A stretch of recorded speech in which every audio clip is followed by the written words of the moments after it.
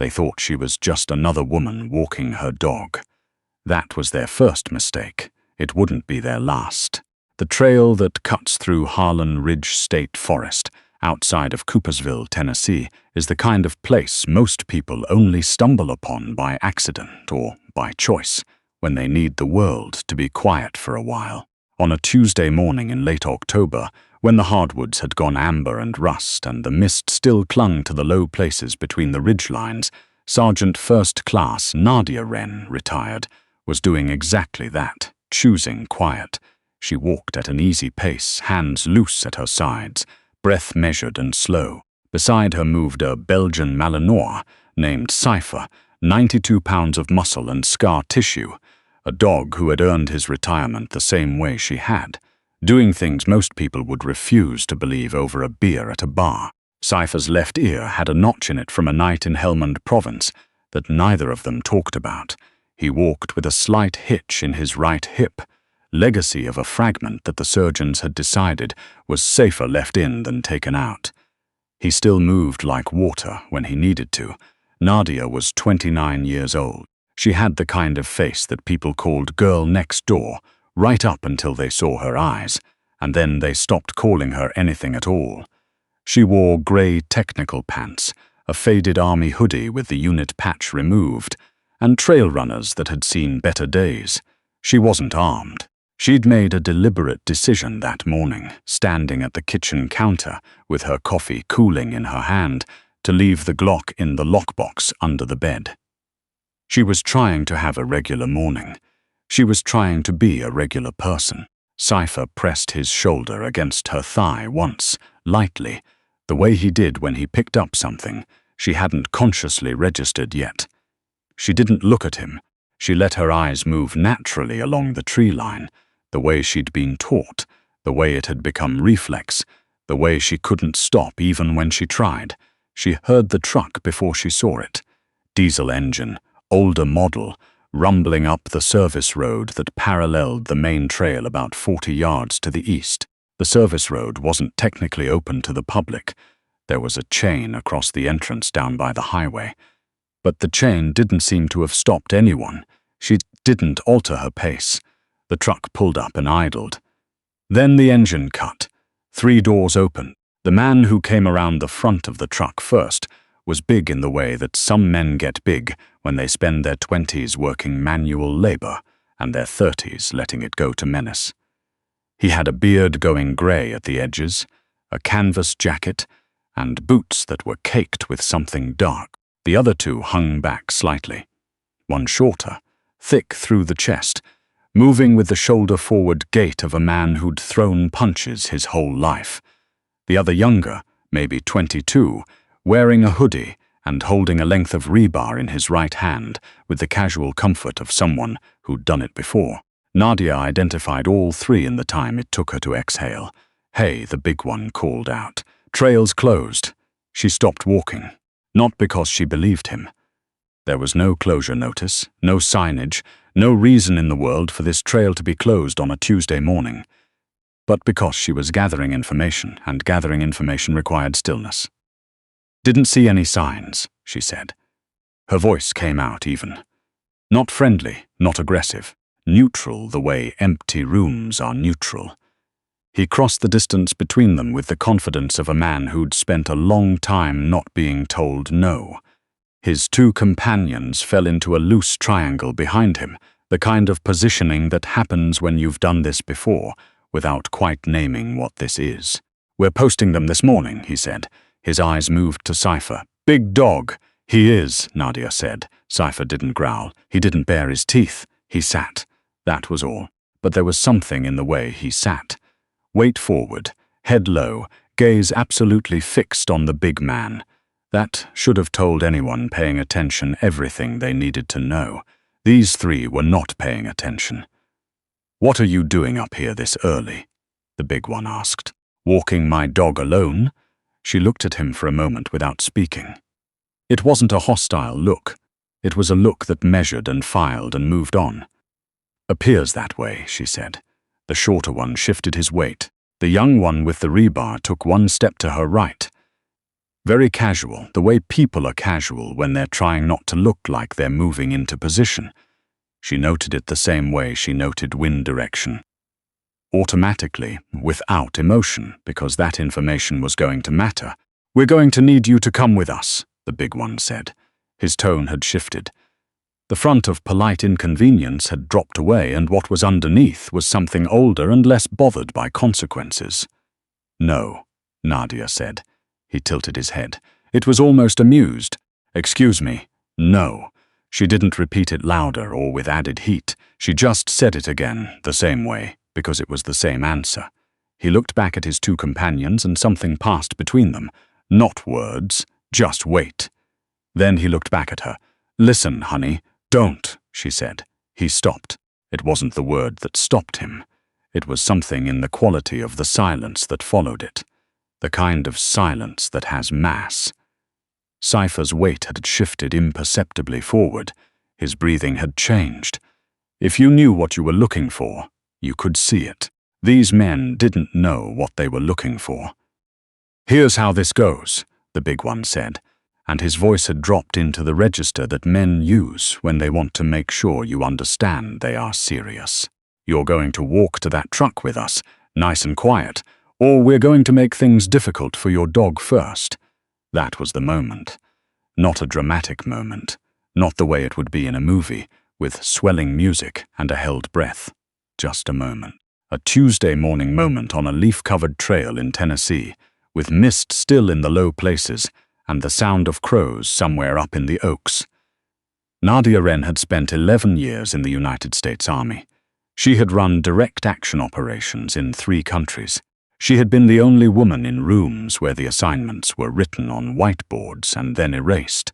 She had watched her best friend, a Malinois named Rook, take a bullet that should have been hers on a rooftop in a city she was never allowed to name. She had come home afterward and spent 8 months in a place that wasn't quite the world before she found her footing again. She had Cipher now. Cipher, who had his own rooftop and his own bullet and his own 8 months of whatever dogs have instead of grief. When this man said the words "difficult for your dog," something in Nadia Wren went very quiet. Not afraid, not angry, just quiet. The way a scope goes quiet when it settles. "I'm going to give you one chance," she said. Her voice was completely level, not raised, not lowered. It was the voice of someone reading coordinates. "Walk back to that truck. Drive down that service road.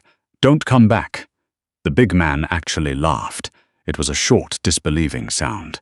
He looked at his companions again, and that was his second mistake, looking away, and the younger one with the rebar started moving.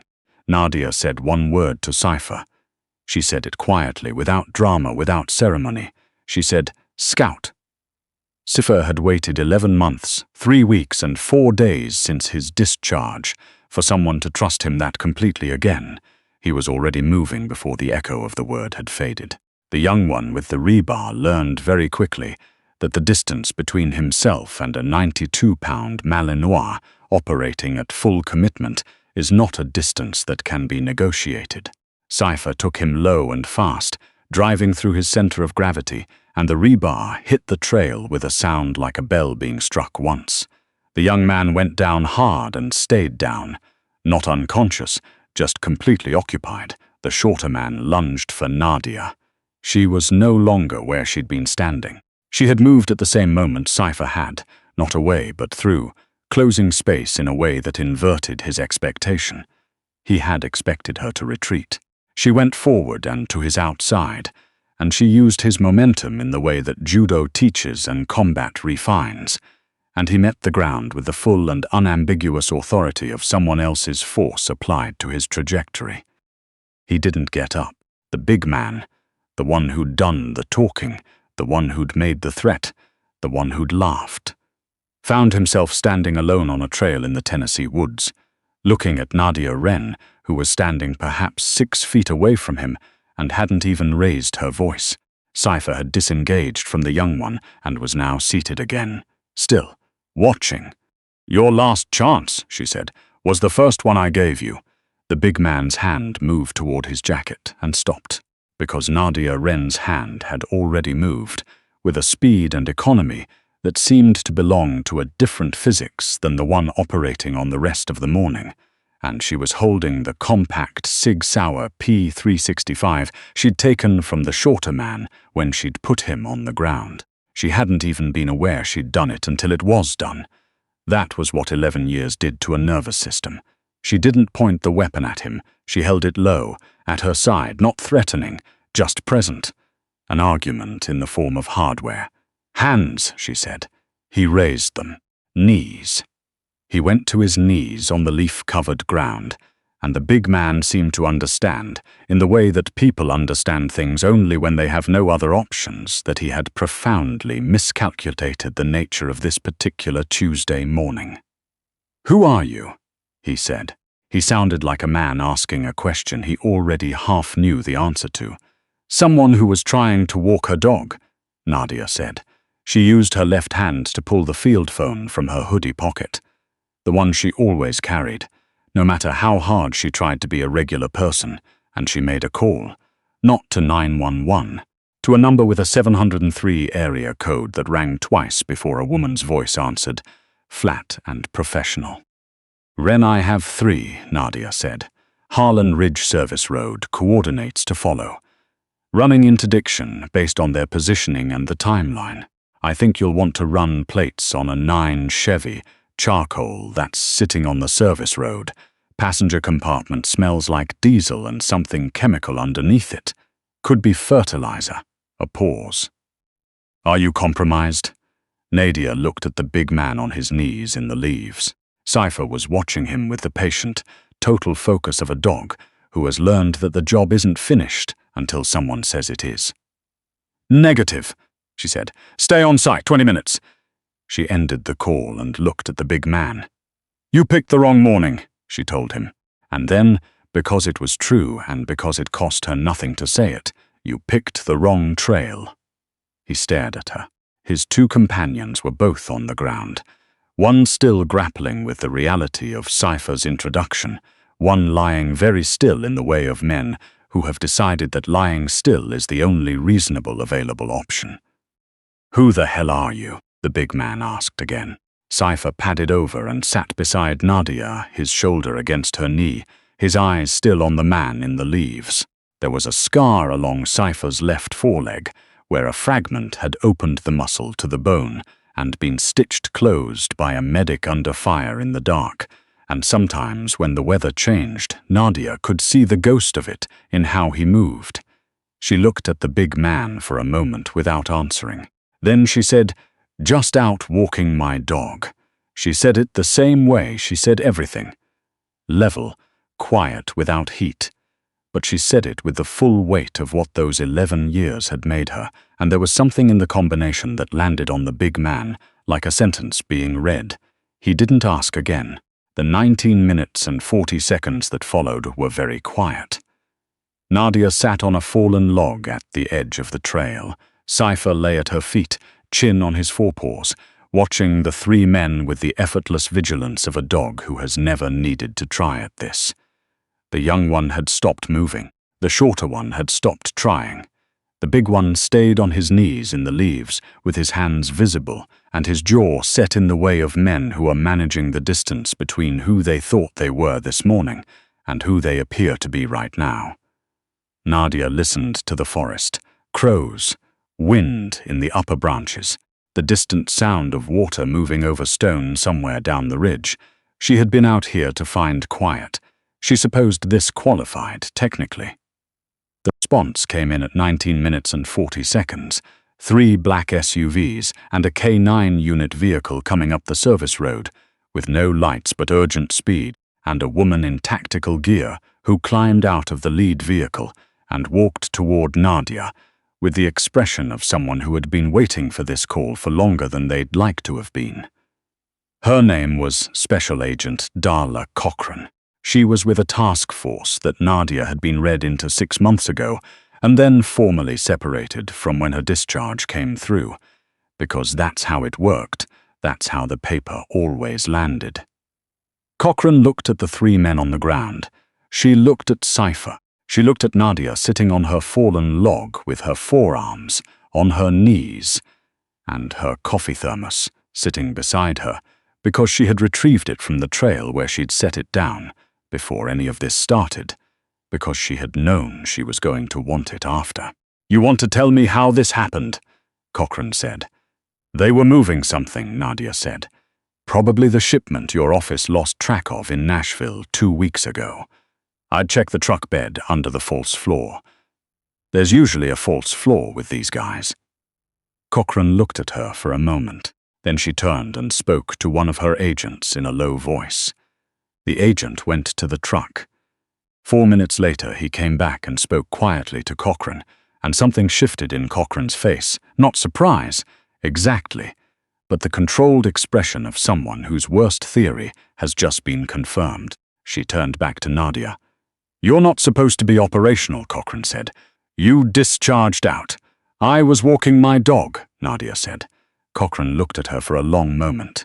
Then she looked at Cipher, who looked back at her with the calm, sovereign attention of a dog who has seen more operational situations than most active agents in this task force and does not require your assessment of his current status.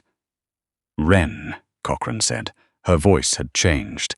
"We've been trying to break this cell for 8 months. The shipment in that truck is enough to bring 2 of the 3 main distributors into custody. This morning, alone, in the middle of Harlan Ridge, I wasn't working a case," Nadia said.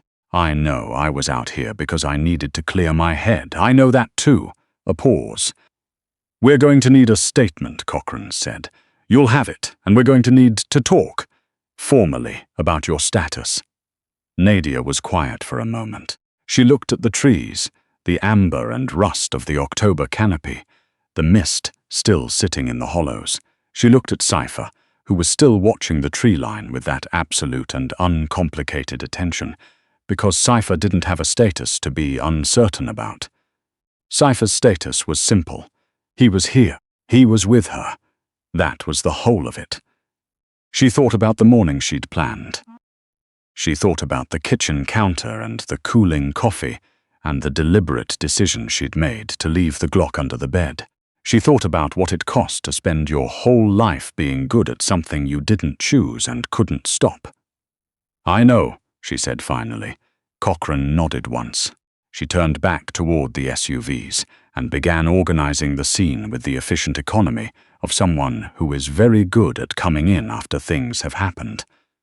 The 3 men were placed in custody with the practiced ease of agents who had done this many times. The truck was secured. Evidence protocol began its quiet bureaucratic unfolding.